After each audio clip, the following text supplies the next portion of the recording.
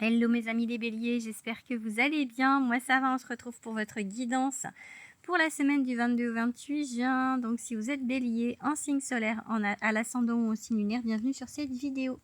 En attendant le tirage, merci de vous abonner. En attendant le tirage, je vous propose également ce petit bracelet bélier avec le petit symbole ici à votre effigie, qui fait partie de ma série Astro. Il est en cornaline, en grenat et en citrine. Ce sont des pierres qui sont associées à votre caractère, à votre puissance. Voilà, donc des pierres d'abondance également pour la citrine. Donc si vous trouvez sympa ce bracelet, n'hésitez pas à venir me le commander en message privé. Il est au prix de 25 €. Les frais de port sont inclus pour la France. A tout de suite pour la guidance. Alors, mes petits béliers, pour cette semaine, le petit jeu.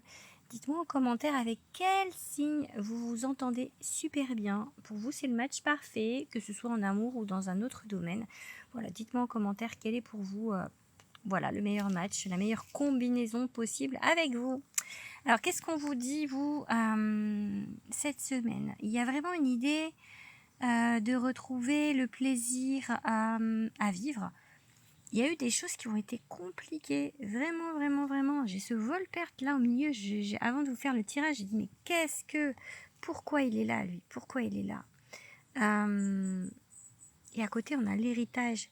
Alors en fait, je pense que vous vous trimballez des choses d'héritage, des choses transgénérationnelles, des choses qui sont pas vos casseroles à vous. Enfin, elles le deviennent là dans cette vie, mais ça provient pas de vous, ça provient soit de vie antérieure aussi. Genre, j'ai plus le transgénérationnel que les vies antérieures, mais ça peut être les deux puisqu'on est quand même sur un tirage général. Donc là, c'est au cœur de votre tirage. Ce travail, ici on a le travail pour trouver le bonheur, ok.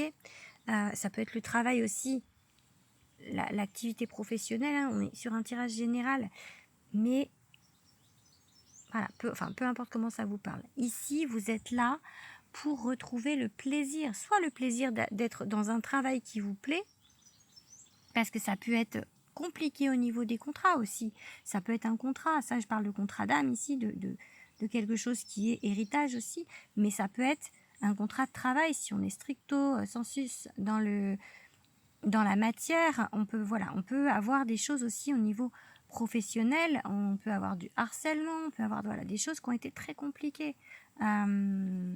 Mais ici, on vous demande de croire, d'y croire, d'avoir la foi, de rester vous-même, peu importe si c'est du coup du transgé, peu importe si c'est le travail actif, enfin la profession dans ce boulot, dans cette vie, ou par rapport au travail sur vous, on vous dit restez droit dans vos bottes, mes petits béliers.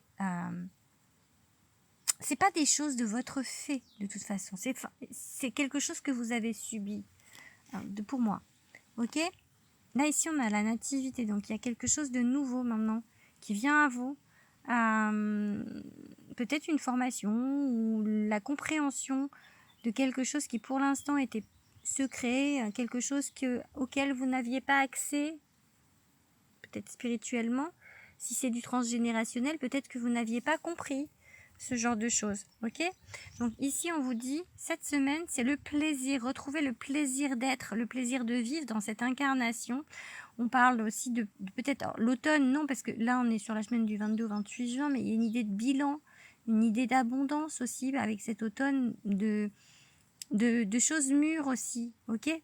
Pour une femme, ou c'est peut-être vous, cette femme qui me regardez, ou alors pour une femme importante. Il y a quelque chose ici, peut-être avec l'automne, de l'ordre de la sagesse par rapport à ce plaisir retrouvé, malgré tout ce qui s'est passé, malgré, voilà, peu importe ce qui s'est passé. Je vous ai dit que ça pouvait toucher plusieurs formes de domaines selon votre vie à vous, puisqu'on est sur une guidance générale.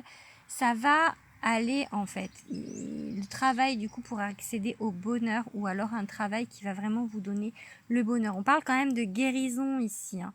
Donc c'est ce que vous êtes en train de faire plus ou moins vite, avec un pas en avant pour certains, non, 3 pas en avant, 2 pas en arrière, ou 3 pas en avant, 1 pas en arrière. Mais voilà, c'est pas quelque chose de simple, on est en transition, vous êtes en transition.